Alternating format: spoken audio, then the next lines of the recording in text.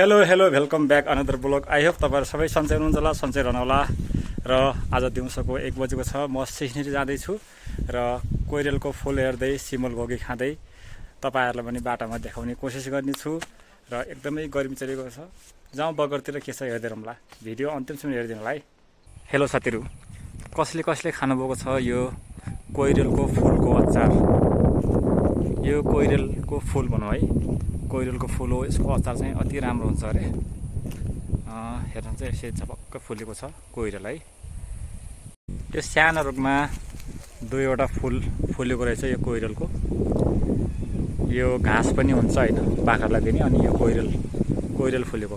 अनि यसको चाहिँ अचार एकदम राम्रो हुन्छ अरे है यो कोइरेल फुलको।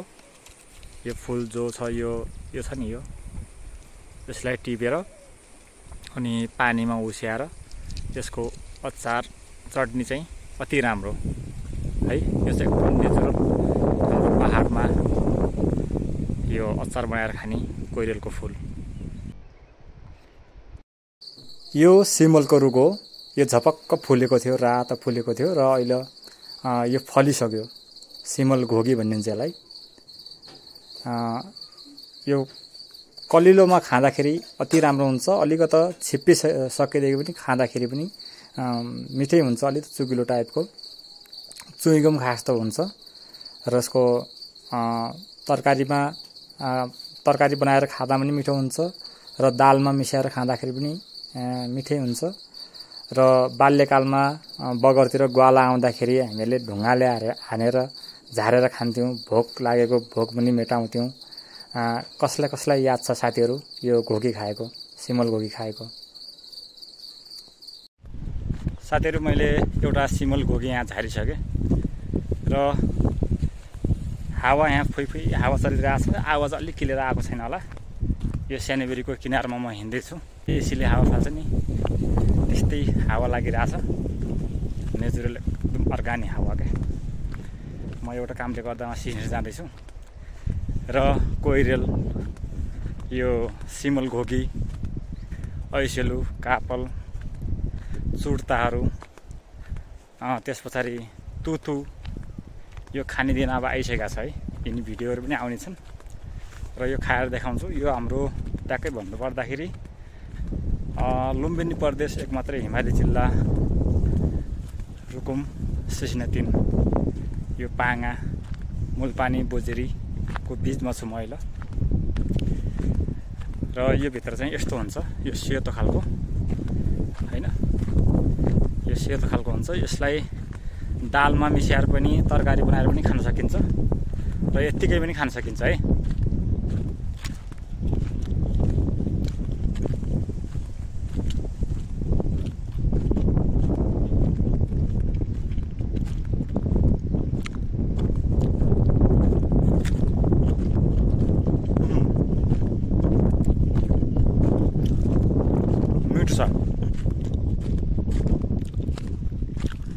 यो भित्र कस्तो हुन्छ, यो छिप्पिसकेदेखि, यो लास्टै छिप्पिसकेदेखि कस्तो हुन्छ भन्दा यो भुवा जस्तो हुन्छ हैन।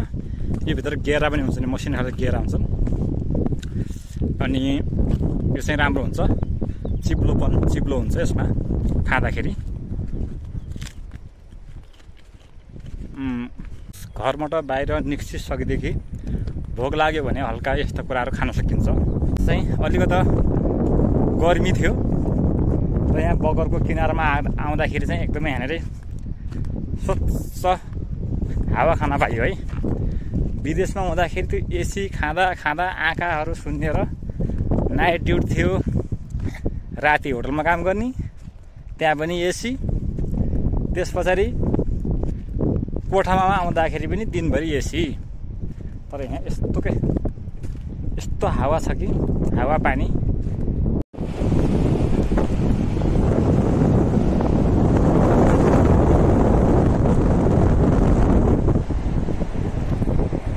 र म बगरको किनारमा हिँड्दैछु।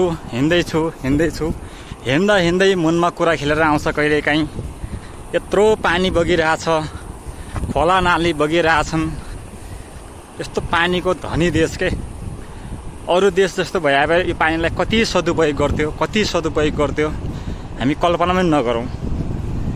जस्तै एउटा सानो एक्जाम्पल, यहाँनिर एउटा ठुलो बाँधभित्र बाँधेर ड्याम बनाएर यो पुरै ड्याम बन्ने थियो। माथिसम्म पानी छप्छ पानी हुन्थ्यो, बर्खातिर खोलिदिने, हिउँदतिर चाहिँ यस्तो टाइममा चाहिँ ट्याक्कै यहाँनिर बाँध लगाउने होइन, सबै सिस्टमबाट क्या। र यो पुरै पानी सबै द बन्ने थियो, यहाँ माथिसम्म द बन्ने थियो। यति ठुलो बगर छ, द बन्ने थियो।